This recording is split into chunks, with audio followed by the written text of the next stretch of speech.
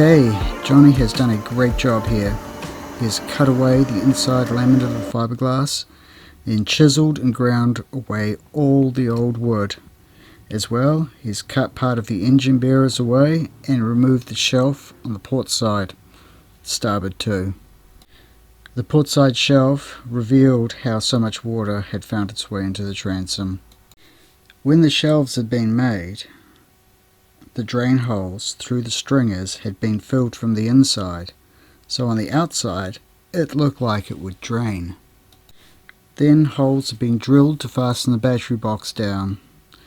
When it had rained and water had leaked through the engine hatch, the cavity had filled up. The screws for the trim tabs protruded through the inside of the transom, allowing the trapped water to seep into the untreated marine ply and completely soak the lower third and rot all the wood in the transom. Having removed the rubbing strip that hides the overlap join for the deck to the hull, reveals that the transom portion hadn't even been screwed together, and none of it had been sealed anywhere, so this was promptly cleaned, glued and screwed.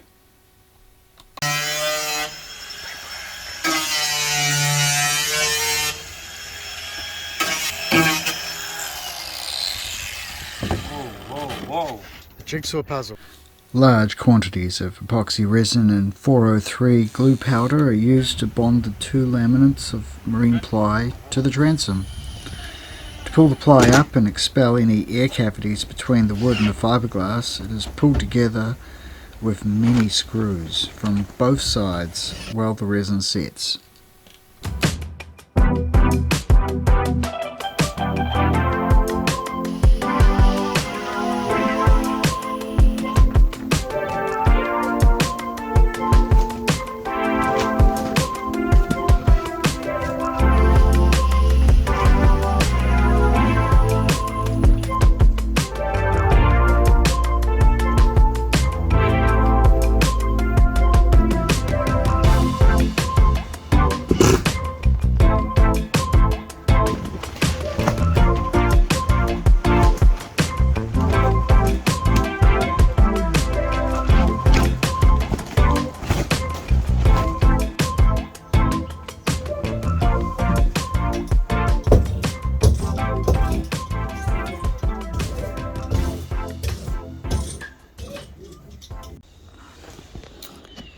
So the wood is now glassed in and the peel ply has been applied, so that's a nice smooth finish and it's going to look good, painted, should be good. And these are the front floor. Actually changed things just a little bit to what the original panel was. It's slightly smaller hatch hole, but still pretty reasonable access, and this is all being epoxied. Look.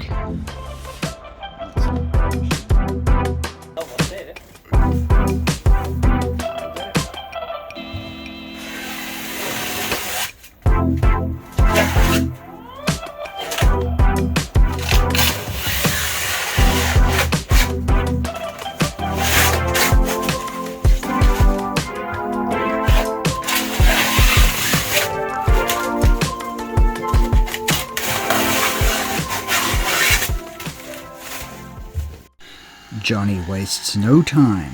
Using the cutouts that still remain in the transom, holds a cut for the stern leg. Forward floor is also screwed, glued and glassed into place. Engine bearers, stringers and shelves can now be glued and glassed back in. All this rapid progress got me motivated, so I chiseled what was left of the wood on the boarding platform.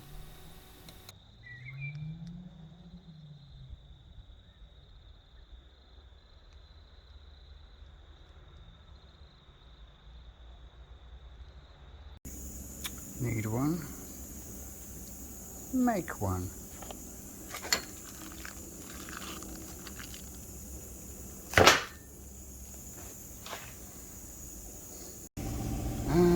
thing of beauty.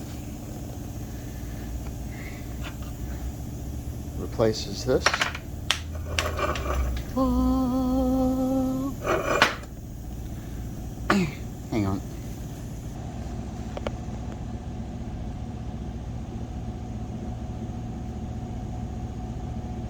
Welds polished off.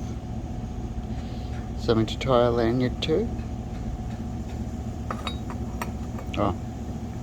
O-ring.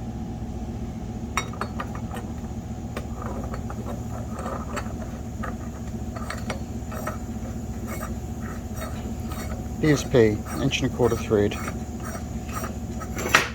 Bam.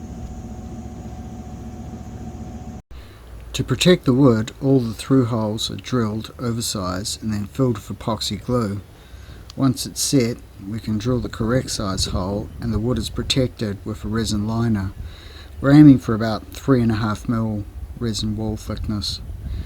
The drain is wrapped in packaging tape and glued in place, and then can be knocked out once the resin's set. Alright, just finished sanding it up. 80 grit. I'm going to put some Interprotect on it.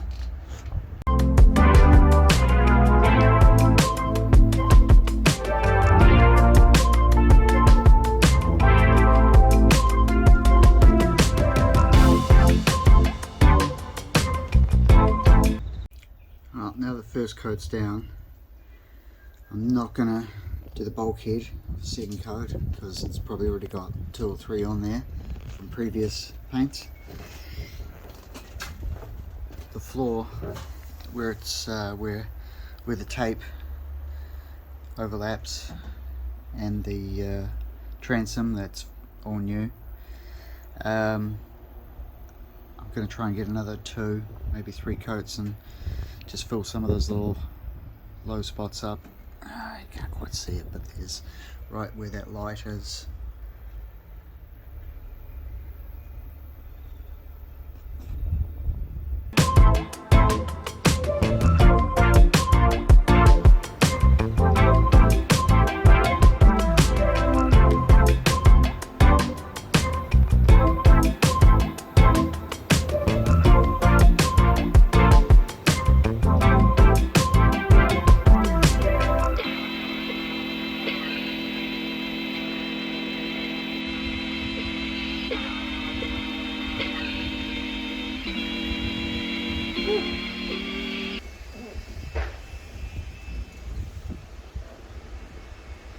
A little bit of sanding later. A drill template would have been nice, but as there was none available, we used the measurements for the centres to be drilled out and clamped a portable drill press to the transom and drilled the holes like this.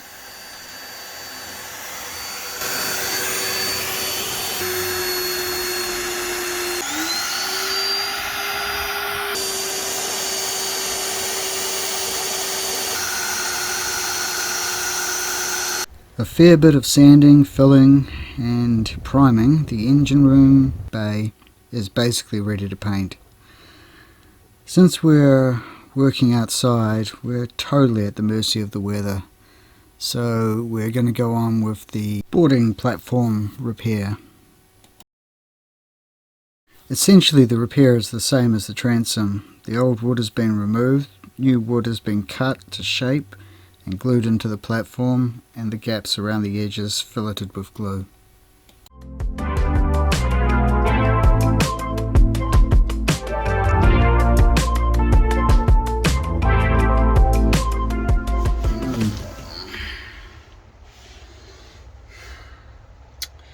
Well, as you can see, I am not going to take it that far. Hopefully, being white, it's going to hide everything. Yeah, right. Yeah, well, we are going to do our best. Going to do it in 2 lots. So, going to do that and that. Mask everything else up. And do that second.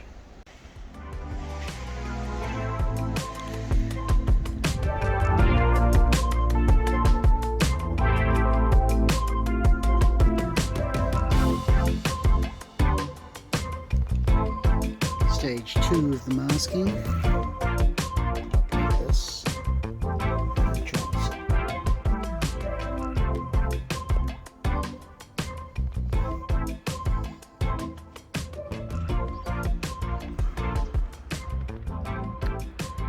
Part 2 complete.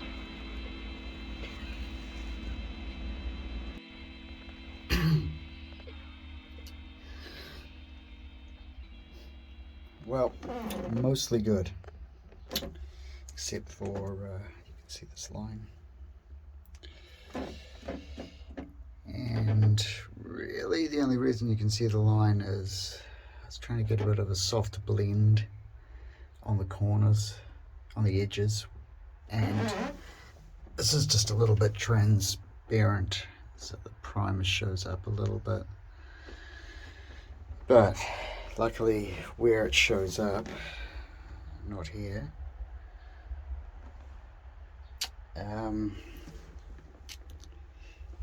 there will be hoses running across here, and I don't think you're going to see any of it.